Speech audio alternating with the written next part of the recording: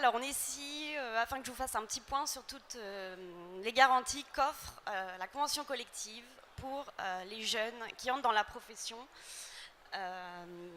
des industries chimiques. Alors, tout d'abord, je vais me présenter. Donc, je suis Tiffaine Lecoeur, responsable du département social et relations humaines de l'UIC Île-de-France, donc l'Union des industries chimiques Île-de-France, qui est l'organisation professionnelle qui défend les intérêts des entreprises de la chimie en Île-de-France. Et ma mission principale, c'est d'accompagner au quotidien les entreprises de la chimie sur toutes les problématiques liées au droit du travail et surtout sur l'application de la Convention collective nationale des industries chimiques. Alors, avant de rentrer dans les détails de la convention spécifique à notre secteur, un petit mot sur ce qu'est une convention collective de manière générale. Est-ce que quelqu'un sait ce que c'est qu'une convention collective ?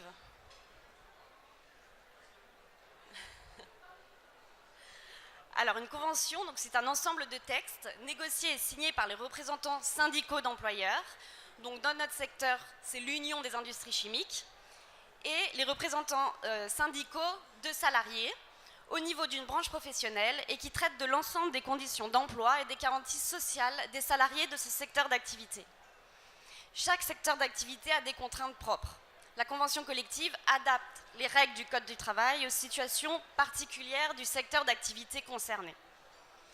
Ainsi, par exemple, dans notre secteur, l'industrie chimique, qui est un milieu industriel, la Convention aménage largement les dispositions liées à l'organisation du travail, en matière notamment de travail de nuit, de travail en continu pour les entreprises qui ont besoin de faire travailler leurs collaborateurs 24 heures sur 24, 7 jours sur 7, et encore toutes les dispositions liées à la pénibilité.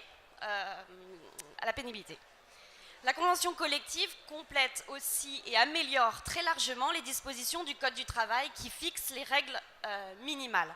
Par exemple, en termes salarial, les pouvoirs publics fixent un salaire minimal qui est le SMIC. Les conventions ont vocation à améliorer ce minima salarial et c'est bien le cas dans la chimie, on va y revenir un petit peu plus tard. Alors, parlons de la CCNIC. Donc, la CCNIC, c'est la Convention collective nationale des industries chimiques. Donc, à l'initiative des employeurs de la chimie, la CCNIC offre aux collaborateurs de la branche un véritable statut social clé en main, en définissant clairement les conditions de travail et les garanties sociales qui leur sont applicables. Elle offre des garanties nettement plus favorables que les garanties du Code du travail et que la plupart des conventions collectives. Cela en fait une convention très attractive.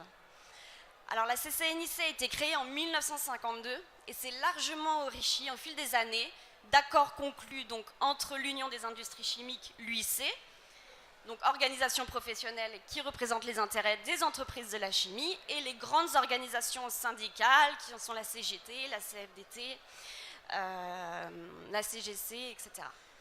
Donc le dialogue au sein de notre profession est ainsi très dynamique.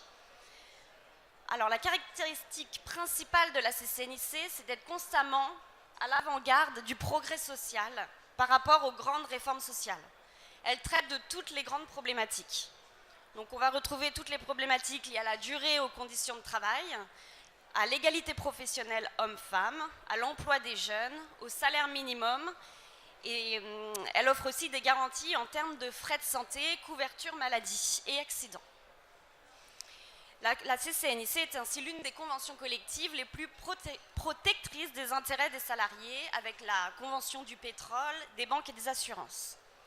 Elle offre des garanties tout au long de la vie du contrat de travail, dès l'embauche, à l'exécution, à la suspension du contrat, jusqu'à la rupture de celui-ci.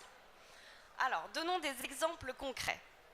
Parmi les grandes dispositions qui méritent d'être signalées, on retiendra la fixation d'un salaire minimum pour chacun des collaborateurs en fonction de l'emploi qu'il occupe et de son coefficient qui lui est attribué. Ces salaires minima sont certainement les plus élevés de l'industrie. Ils sont négociés, réévalués par les partenaires sociaux de la branche chaque année. Donc pour vous donner un exemple, le premier coefficient de la catégorie ingénieur et cadre, attribué principalement aux jeunes diplômés, assure depuis le 1er janvier 2017 un salaire minimum brut de 1 611 € exactement, soit plus de 31 000 euros à l'année sur 12 mois ou 34 000 euros sur 13 mois, pour un horaire de travail hebdomadaire de 35 heures. Concrètement, un jeune ingénieur ou cadre entrant dans la profession bénéficie d'une garantie de salaire minima dès lors qu'il est titulaire d'un diplôme Bac+4 ou Bac+5 et qu'il est embauché pour exercer une fonction qui correspond à son diplôme. Il bénéficie par la suite d'une évolution de carrière, lui garantissant une augmentation automatique de son salaire minima d'environ 30% au cours de ses 6 premières années de collaboration.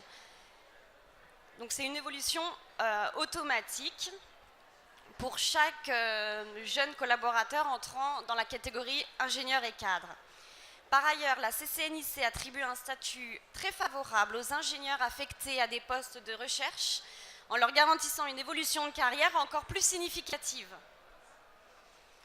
Donc ça, c'était tout ce qui concerne les salaires minima. On a d'autres dispositions qui intéressent les jeunes qui entrent dans la profession, puisque la branche a signé le 24 juillet 2014 un accord portant sur le contrat de génération.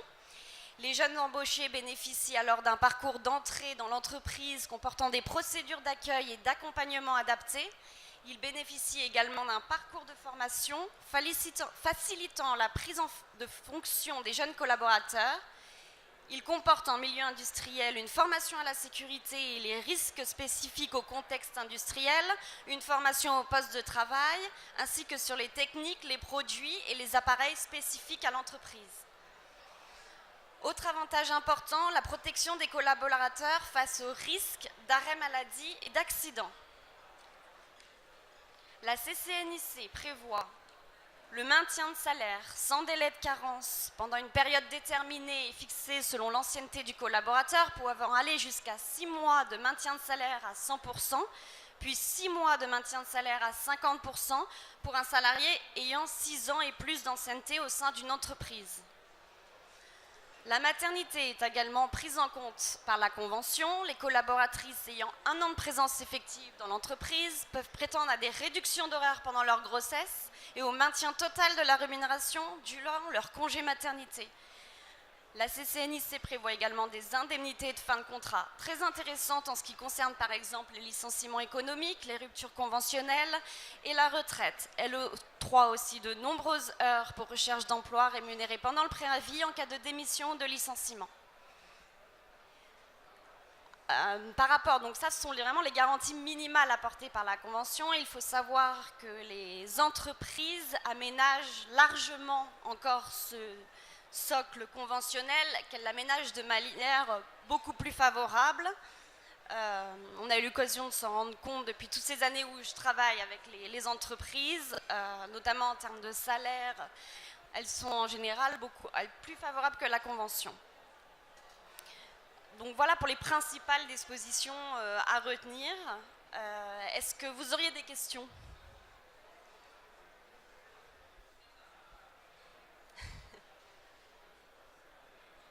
Alors, je vais finir par dire quelques mots sur l'industrie chimique en France. Donc, l'industrie chimique en France, c'est 2000 emplois, 500 000 emplois en Île-de-France.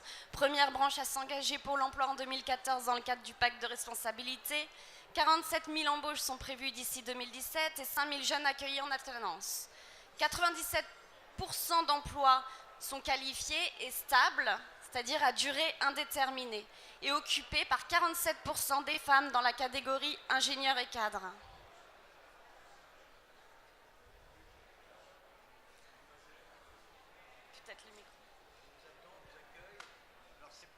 C'est pas 2000 emplois, hein.